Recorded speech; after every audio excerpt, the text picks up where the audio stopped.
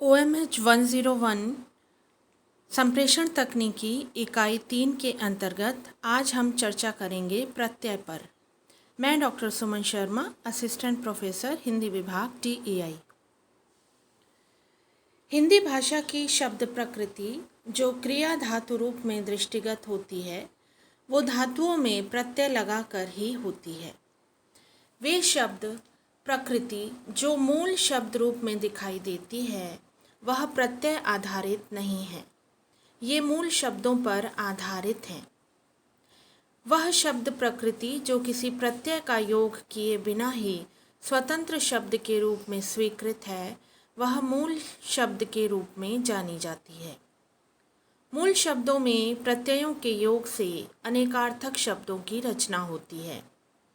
शब्द प्रकृति या मूल शब्दों में प्रत्ययों के योग से यौगिक शब्दों की रचना होती है। शब्दों में लगने वाले प्रत्यय दो प्रकार के होते हैं। नंबर 1 उपसर्ग और नंबर 2 प्रत्यय। प्रत्यय का अर्थ और स्वरूप। प्रतिधन अय बराबर प्रत्यय, अर्थात बाद में चलने वाला या लगने वाला। शब्दों के बाद जो अक्षर या अक्षर समूह लगते हैं और शब्दों का अर्थ बदल देते हैं, वे प्रत्यय कहलाते हैं। प्रत्यय एक अविकारी शब्दांश है। ये उपसर्ग के समान ही शब्दों को एक विशिष्ट अर्थ में बदल देते हैं। भाषा वैज्ञानिक प्रत्यय को पर प्रत्यय नाम से भी पुकारते हैं, किंतु ये व्याकरणिक दृष्टि से उचित नहीं है। हिंदी में शब्द रचना करते समय जिन प्रत्ययों का प्रयोग किया जाता है, उन्हें कार्यकारिता के आधार पर दो कोटियों में रखा जाता है। नंबर 1 कृत प्रत्यय और नंबर 2 तद्धित प्रत्यय। कृत प्रत्यय धातुओं या क्रियाओं में संलग्न होकर जो प्रत्यय संज्ञा और विशेषण आदि शब्दों की रचना करते हैं, उन्हें कृत प्रत्यय कहते हैं। जिनसे बने हुए शब्द कृदंत कहलाते हैं। ये प्रत्यय क्रिया से मिलकर संज्ञा और विशेषण शब्द बनाते हैं।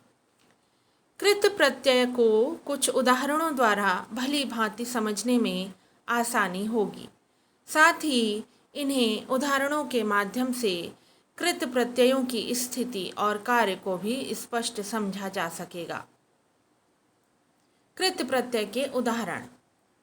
हिंदी क्रियापदों में लगने वाले कृत प्रत्यय भाववाचक संज्ञा कृदंत, कर्तृवाचक संज्ञा कृदंत, करणवाचक संज्ञा कृदंत तथा विशेषण कृदंत कहलाते हैं।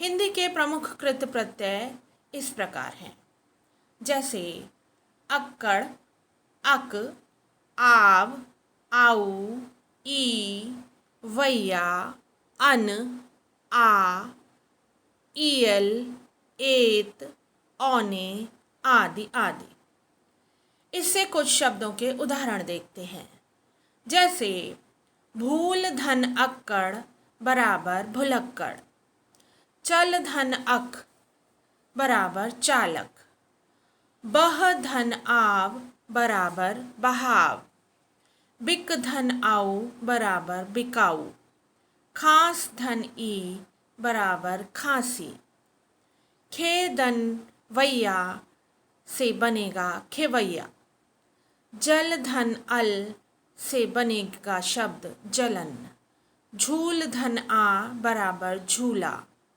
अड़ धन ईयल बराबर अड़ियल, लड़ धन ऐत बराबर लड़ैत, पीस धन औने बराबर पिसौने आदि अनेक शब्द बनते हैं।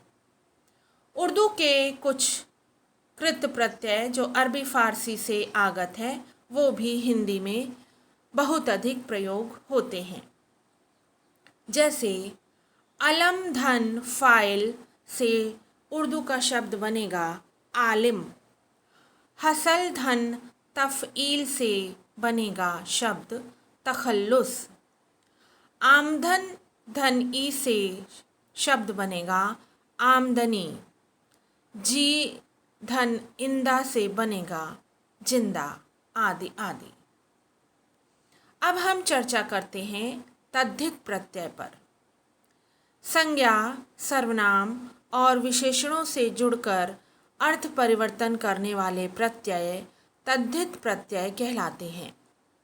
तद्धित और कृत प्रत्यय के बीच में भेद करने का सबसे उत्तम तरीका ये है कि कृत प्रत्यय शब्द के तुरंत बाद में प्रयुक्त होते हैं और अन्यत्र लगने वाले प्रत्यय तद्धित प्रत्यय होते हैं। अनेकार्थक उदाहरणों से तद्धित प्रत्ययों को समझा जा सकता है। जैसे शब्द प्रकृति तथा तद्धित प्रत्यय को मिलाकर नया शब्द कैसे बनेगा, इसके कुछ उदाहरण हम आपको बताते हैं। सोना धन आर बराबर सोनार। साफ धन आई बराबर सफाई। खट्टा धन आस बराबर खटास। गुलाब धन ई बराबर गुलाबी। जादू धन गर बराबर जादूगर। धन धनवान बराबर धनवान। मोर धन नी बराबर मोरनी। अब हम कृत प्रत्यय से निर्मित तद्धित प्रत्ययों के कुछ उदाहरण देखते हैं। कृदंत शब्द और प्रत्यय मिलकर एक नया शब्द बनाते हैं। ये उदाहरण हैं बनावट धन ई बराबर बनावटी। सजावट धन ई बराबर सजावटी। दिखावट धन ई बराबर दिखावटी। अब हम देखते हैं कि उर्दू के कौन कौन से तद्धित प्रत्यय हैं जो हमारी हिंदी भाषा में शामिल हैं। हिंदी में अनेक शब्द उर्दू के हैं और प्रत्ययों की दृष्टि से इनकी रूप रचना निम्न रूपों में देखी जा सकती है। संज्ञा शब्द और प्रत्यय मिलकर एक संज्ञा तद्धितांत शब्द बनाते हैं। जैसे देग धन ची बराबर देगची। इकरार धन नामा बराबर इकरार नामा। कलम धन दान बराबर कलम दान। मेज धन पोष बराबर मेज पोष। गुनाह धन गार बराबर गुनहगार। और तिलस्म धन ई बराबर तिलस्मी आदि आदि अनेक शब्द बनते हैं। सार रूप में ये कहा जा सकता है कि प्रत्यय शब्दों के रूप परिवर्तन में महत्वपूर्ण भूमिका निभाते हैं।